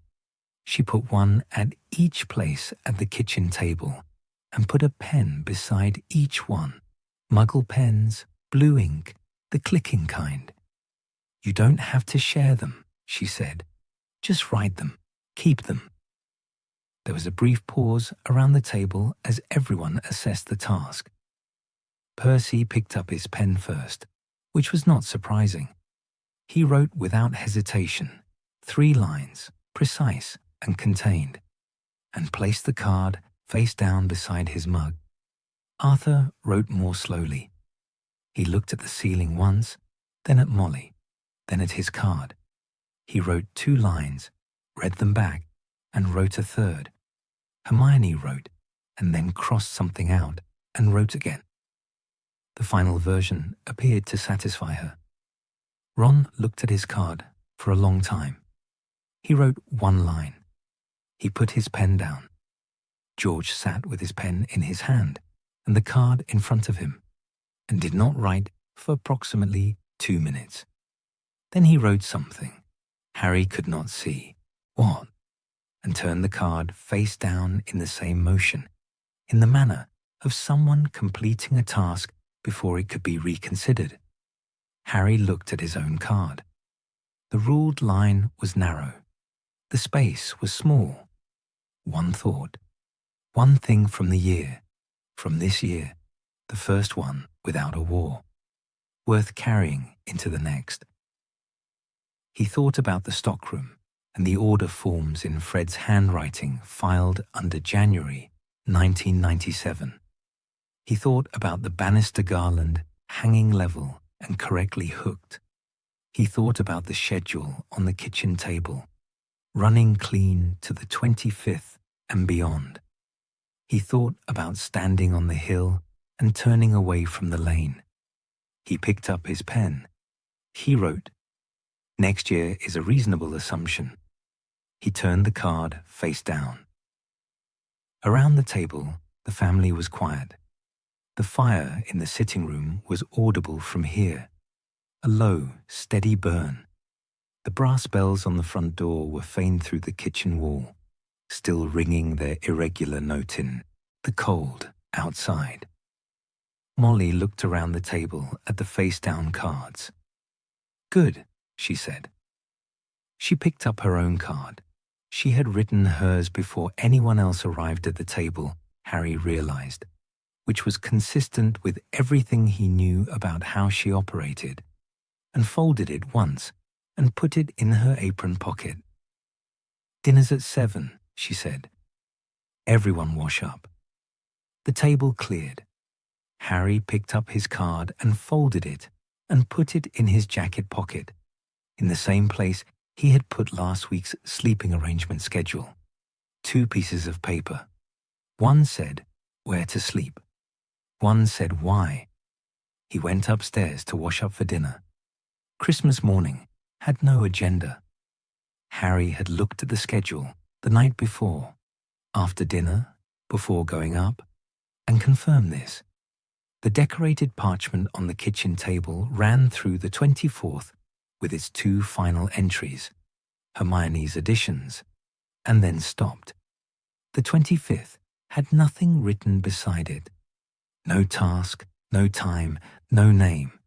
Just the date, in Molly's compressed script, at the top of an empty column.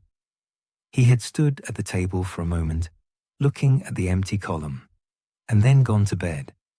He was downstairs by 6:40. The kitchen was still.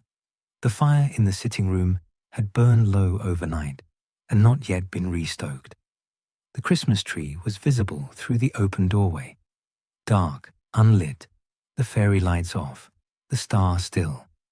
The brass bells outside were silent. There was no wind. Harry made tea. He made enough for 2, as he had on Christmas Eve morning, on the same reasonable assumption. He sat at the table with his mug and looked at the empty column on the schedule and drank. The borough was quiet in the particular way it had been quiet on Christmas Eve morning, the dense, warm quiet of a house containing sleeping people. He knew the sounds now. He had been here long enough this visit, and across enough previous visits, to know the difference between the third step creak from temperature change and the third step creak from weight. He was not listening for the first kind. He drank his tea. At 7:15, footsteps came down the stairs, measured, deliberate, and Percy appeared in the kitchen doorway in his dressing gown, hair neatly arranged even at this hour, with the expression of a man who had set an internal alarm and kept to it regardless of the day. He looked at Harry. He looked at the teapot. "Still hot," Harry said. Percy poured himself a mug and sat at the other end of the table. He wrapped both hands around it and looked at the schedule. He looked at the empty column. He said nothing for a moment. Then, "No briefing today." "No," said Harry. Percy drank his tea. He looked at the empty column again with the expression of someone who recognized an administrative gap and was deciding for once not to fill it. "I had a plan for this morning," he said. "I wrote it out last night. Half-page, timings and everything." Harry waited. "I didn't bring it downstairs," Percy said. "Right. I decided it didn't seem..." He stopped. He turned the mug in his hands. It seemed like the wrong document for today. Harry looked at him. Percy was not a man who left documents upstairs. Percy was a man who brought documents to breakfast, to dinner, to the sitting room, to other people's sitting rooms. The cauldron thickness report over shepherd's pie was not an anomaly. It was, as far as Harry understood, Percy's baseline state. Leaving the plan upstairs was, for Percy Weasley, an act of some significance. "Good call," Harry said. Percy nodded once, with the small, precise motion of a man recording a decision as final. They sat with their tea. Outside, the sky was beginning to lighten. Not dramatically, not with any colour, just the slow, incremental shift from dark grey to lighter grey that passed for dawn in December in Devon. The kitchen window held the light evenly and without warmth. "First Christmas without a briefing," Harry said. "After a while." Percy looked at him. "Since 1997, he said. "The Order used to. There was always a status update, even on Christmas, especially on Christmas." "Yeah." "Father Christmased around the threat assessments," Percy said, with the dry understatement of someone who had spent 3 years in the ministry during wartime and retained the vocabulary of it. Molly used to set extra plates for whoever was on rotation. Harry had not known this specifically. He had spent his wartime Christmases at Grimmauld Place or on the road, but he was not surprised by it. The Burrow had been, in its way, as much a command post as anywhere. "No rotation this year," Harry said. "No," said Percy. They were quiet again. At 7:50, Arthur came downstairs. He had his dressing gown on and his hair in its morning state, and the look of a man who had slept well and was content about it. He stopped in the kitchen doorway and looked at Harry and Percy sitting at either end of the table with their mugs. "Happy Christmas," he said. "Happy Christmas," said Harry. "Happy Christmas," said Percy. Arthur poured himself tea and sat in the middle of the table between them and looked at the empty schedule column with the same recognition Harry had seen on Percy's face. "Nothing on today," Arthur said. "No," said Percy. "Good," said Arthur. He drank his tea. The household came down by increments over the following hour. Ron at 8:20, registering the day with a cheerful bluntness that required no transition period. Hermione at 8:30, notebook present but closed. Molly at 8:45, who took one look at the 3 people already at the table with empty mugs and immediately began making more tea, which Harry understood was not a failure of the no-agenda morning, but simply how Molly expressed that she was glad to see people in her kitchen. George came down last, at 9, and stood in the doorway for a moment, looking at the assembled household with an expression that was not quite readable. Then he came in and sat down, and Molly put a mug in front of him, and that was that. Ginny appeared at the top of the stairs and called down that she was not coming to the kitchen until there was actual food, which Molly received as a reasonable position and began addressing. Breakfast was eggs and toast, and the specific organized chaos of 8 people in a kitchen built for slightly fewer. Percy passed the butter without being asked. Arthur told a story about a Muggle Christmas tradition involving a pickle hidden in a Christmas tree that had everyone at the table at varying levels of confused. Ron ate 4 pieces of toast. George made a small amendment to the tinsel allocation sheet, a minor recalculation Harry could not see the reasoning for, and put it back on the table without comment. Harry ate his eggs and looked at the schedule. The empty column was still empty. It would stay empty, he understood now. Not because nothing would happen today. Clearly things would happen. The sitting room and the tree and the presents and the dinner that Molly had been planning since November. But because none of it required a schedule, it would happen because people were here and it was Christmas, and that was sufficient reason. He put his fork down. He looked at the tree through the open doorway, still dark, still unlit. Someone would turn the lights on when they moved to the sitting room. The star would rotate. The note would come and fade. He could wait for that. He picked his fork up and finished his eggs. At 9:30, Arthur stood up from the table with the quiet intention of a man who has decided the time has come, and went to the sitting room and turned on the tree lights. The fairy lights came up, Percy's, even and full coverage, running from the base to the top, and the sitting room changed. George's tinsel caught the light from the walls. Arthur's ornaments moved fractionally in the warm air, rising from the newly restoked fire. Arthur pressed the tab on the star. The star rotated. The note came, 3 seconds, the single sustained tone between bell and hum, and moved through the sitting room and through the open door into the kitchen where Harry sat with his empty plate and his tea. It faded. Harry sat with the silence that followed. Then Ron said, from the sitting room, "Right then," in the tone of a man ready to proceed with Christmas, and the household moved. Boxing Day arrived on schedule. This was not a remarkable fact. Boxing Day always arrived on schedule, by definition, being the day that followed Christmas with the same reliable sequencing that governed all calendar dates. But Harry noted it anyway. The 26th of December, 1999, present and accounted for, in the way he had been noting days since the first of the month. Not with vigilance, with something closer to confirmation. He came downstairs at 7:30.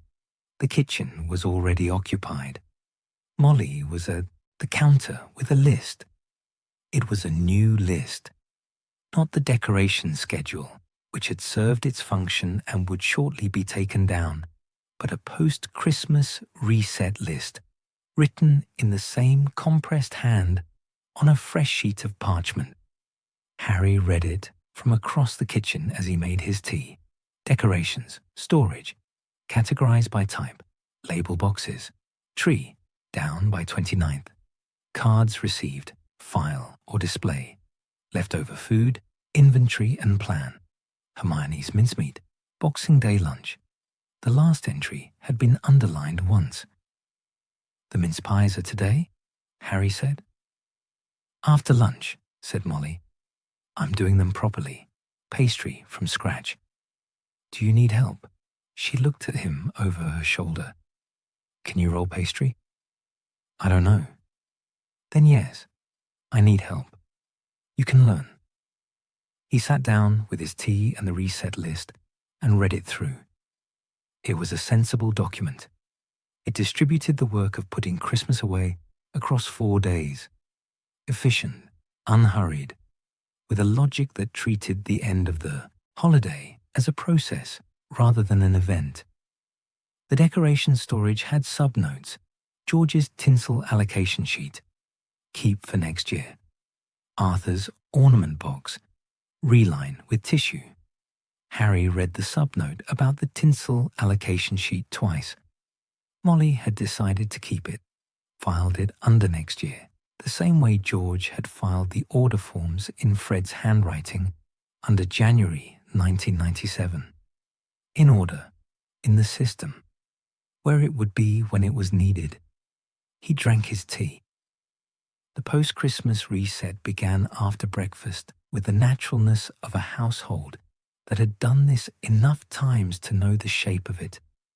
Ron and George started on the decoration boxes, carrying them from the corner of the sitting room to the kitchen table, opening them, sorting the contents by type with the low-key negotiated efficiency of 2 people who had different instincts about categorization, but were capable of reaching a workable compromise. George's system, as it emerged, was product-based. All ornaments together, all lights together, all tinsel together, regardless of where in the room they had been used. Ron's instinct was location-based. Keep the mantelpiece things together, the tree things together. They settled on George's system, which Harry noted was more portable and therefore more useful for future deployment.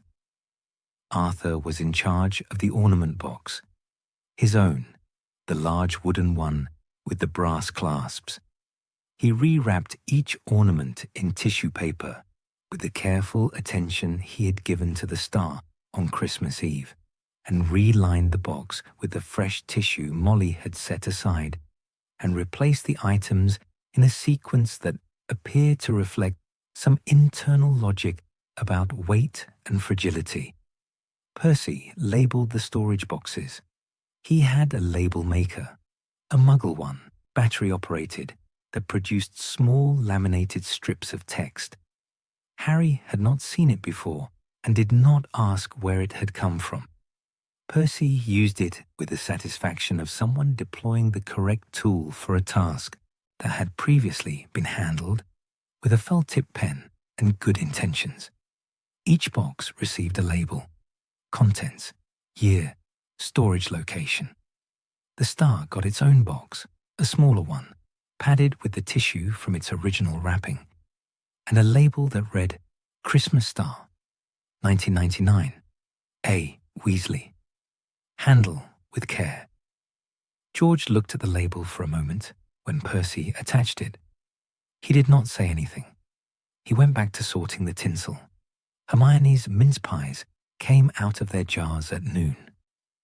The mincemeat had been sitting in the sealed jars on the kitchen shelf since the 8th, 18 days, which was 3 days short of the recipe's recommended 3 weeks, but within the acceptable range Hermione had noted in a small annotation beside the recipe.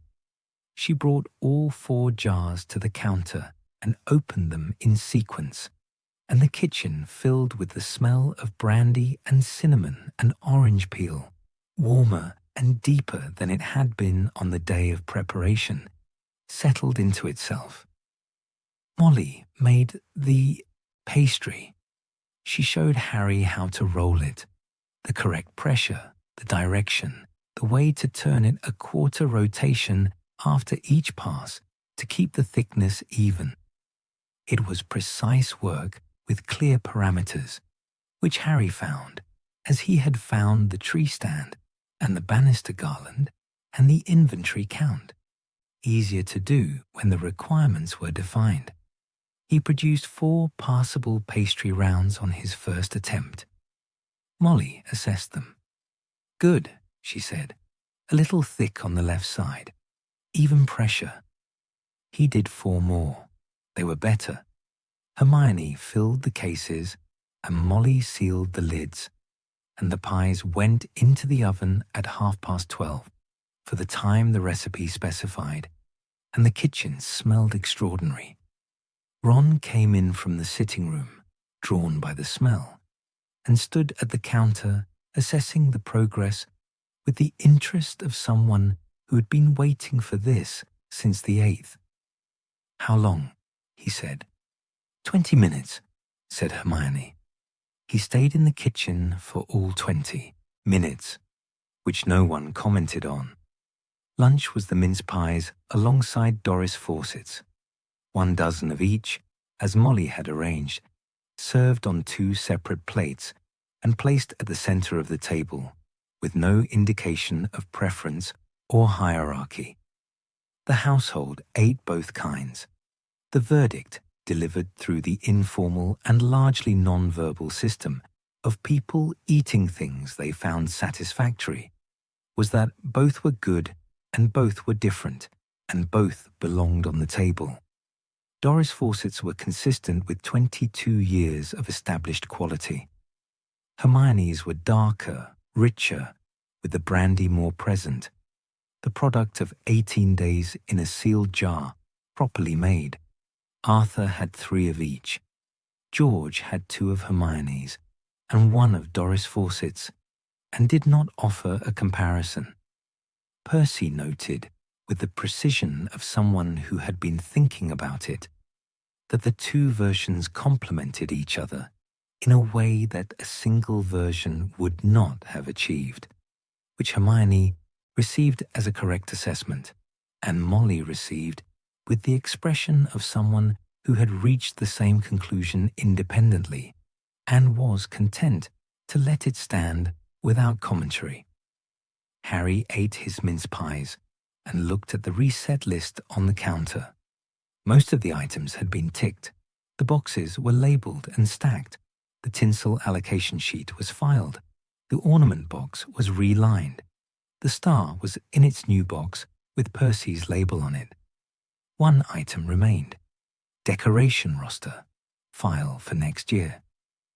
Molly stood up from the table after lunch, unpinned the schedule from the kitchen table, and folded it once along a clean line. She opened the drawer beside the stove, the drawer that held, among other things, past year's Christmas lists and a recipe for Molly's mother's brandy butter and a map of the area around the borough that was 15 years old but still accurate, and placed the folded schedule inside. She closed the drawer. "Right," she said. "That's that." Harry stayed in the kitchen after the others drifted back to the sitting room. He sat at the table, the clear table, empty now of lists and schedules and documents, and looked at the drawer where the schedule had gone. Next year the drawer would be opened, and the schedule would come out, and the dates would be reassigned, and the tasks would run again in their sequence: tree, lights, garlands, cards. George's tinsel allocation sheet would be consulted. The star would come down from whatever shelf it was stored on and go back up again on the top branch of another 7-foot Norwegian spruce. And there would be another empty column on the 25th. He put his hand in his jacket pocket and found the 2 folded pieces of paper that had been there since Christmas Eve, the sleeping arrangement schedule and the card with his 1 line on it. He took out the card and unfolded it. Next year is a reasonable assumption. He read it. He folded it again. He stood up and went to the drawer beside the stove and opened it. The decoration schedule was there, folded on top of the other accumulated documents of previous Christmases. He looked at the drawer for a moment.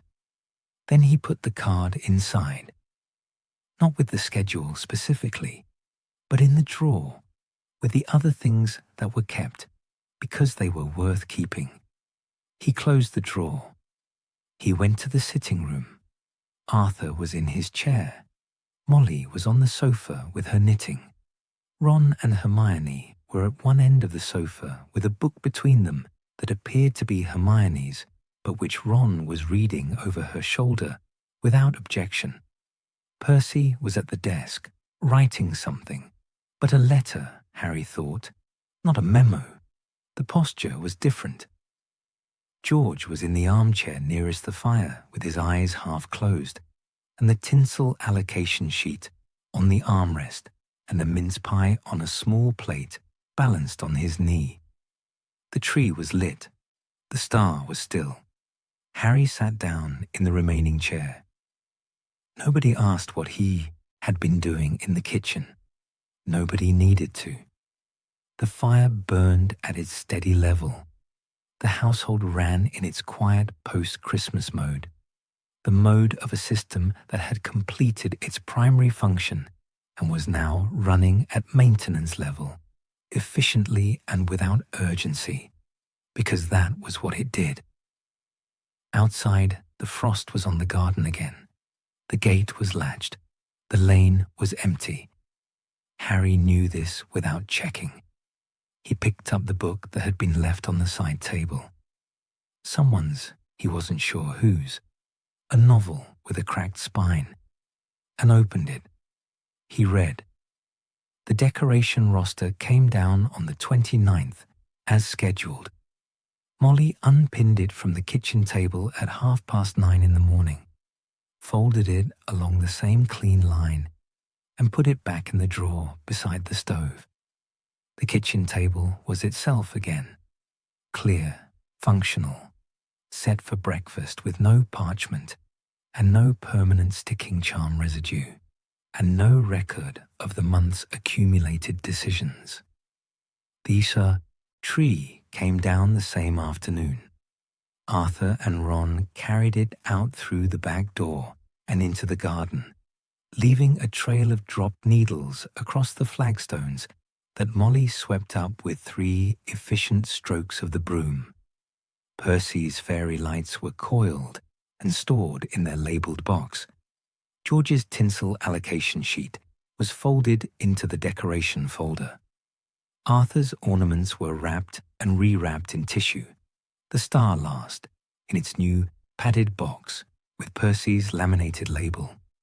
The barrow looked, by 4 o'clock on the 29th, more or less as it had looked on the 1st of December. Same rooms, same furniture, same kitchen drawer with its accumulated years of Christmas documents. Now one document thicker than before. Harry left on the 30th. He packed his trunk, came downstairs, ate breakfast, and said his goodbyes in the order they presented themselves. Molly gave him a second jumper she had finished the previous evening, green, with a small pattern at the cuff, and told him to eat regularly, which he said he would. He went out through the front door. The wreath had come down on the 28th. The brass bells were gone with it. The front path was frost-edged and quiet, same as it had been on the 1st of December, when he had walked up it with his trunk and his catalogue of checked windows and latched gates. He walked down it now. He did not look back at the lane. He went home,